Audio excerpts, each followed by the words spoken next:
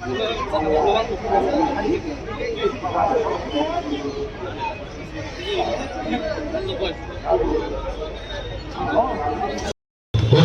সঙ্গীত পরিবেশনায় তৈরি করা কালচারাল ছেলে শিল্পীরা অনুরোধ করবো আপনাদের ত্রিপুরা শ্রী সুশান্ত চৌধুরী মহোদয়, গভর্নমেন্ট অফ ত্রিপুরা শ্রী সুশান্ত চৌধুরী মহোদয়কে আমরা একে একে মঞ্চ স্বাগত জানানো হচ্ছে।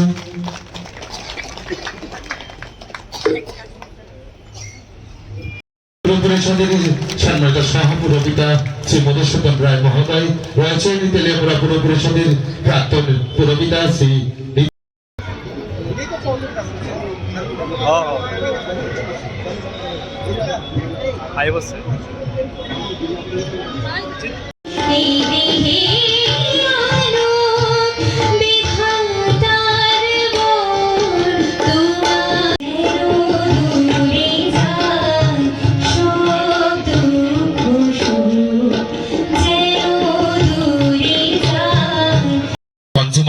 Department government of Tripura Shri Sushanta Chowdhury মহোদয় তেলিয়ামুড়া পুর পরিষদের প্রথমবারই ওনার মঞ্চে আসন গ্রহণ করার জন্য অনুরোধ করছি শ্রী নীতিন কুমার সাহা মহোদয়কে, প্রাক্তন চেয়ারপারসন সকলকে অনুরোধ করবো করতালির মাধ্যমে আমাদের এই নবনির্মিত ভবনের ফলক উন্মোচন অনুষ্ঠানে অংশগ্রহণ করার।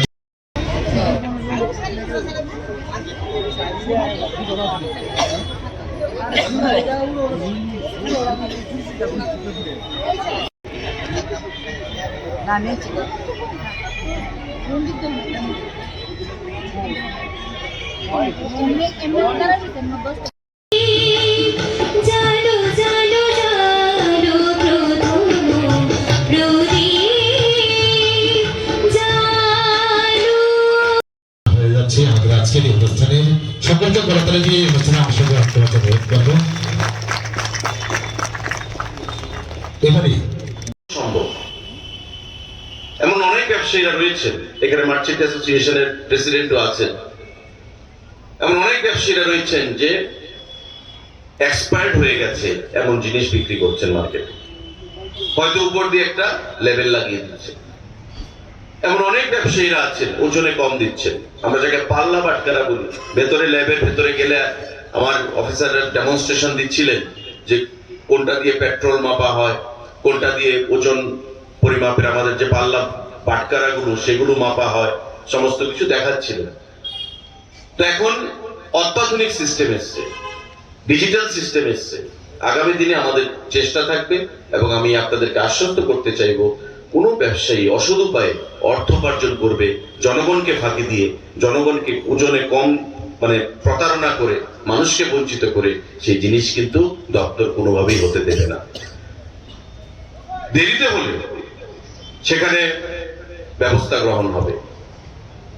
আমাদের ম্যান পাওয়ারের অভাব রয়েছে, এটা আপনারা জানেন যে এত হাজার হাজার বাজার প্রতিদিন যাওয়া সম্ভব নয়, কিন্তু তারপরেও নিয়মিতভাবে রুটিন মাফিক আমাদের দপ্তরের অধিকর্তা থেকে শুরু করে এসডিএম অফিস, ডিসিএম এখানে আছেন, ডিসিএম মহোদয় এসডিএম অফিস থেকে তারা প্রতিনিয়ত সেখানে বাজারের যে অভিযান ছাপা মারা থেকে শুরু করে ব্যবসায়ীদের অসৎ উপায়ে যারা অর্থ ইনকাম করতে চান তাদের বিরুদ্ধে কিন্তু সেখানে অভিযান জারি রেখেছেন।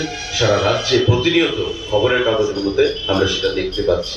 তো আমার আহ্বান থাকবে, যারা ব্যবসায়ী বন্ধুরা এখানে আছেন, আপনারাও মার্চেন্ট অ্যাসোসিয়েশনকে যারা প্রতিনিধিত্ব করছেন, নেতৃত্ব দিচ্ছেন, আপনারাও গিয়ে আপনার অ্যাসোসিয়েশনের সঙ্গে কথা বলে সুন্দরভাবে, যাতে কোথাও মানুষ যেন প্রতারিত না হয়, বঞ্চিত না হয়, মানুষকে যেন না ঠকানো হয়, সে কথাটা মাথায় রেখে আমাদের সরকারের স্বচ্ছ যে দৃষ্টিভঙ্গি, আপনাদের বিধায়িকার স্বচ্ছ যে দৃষ্টিভঙ্গি, সেই কথাটা মাথায় রেখে আপনারা সামনের দিকে এগিয়ে নিয়ে যাবেন।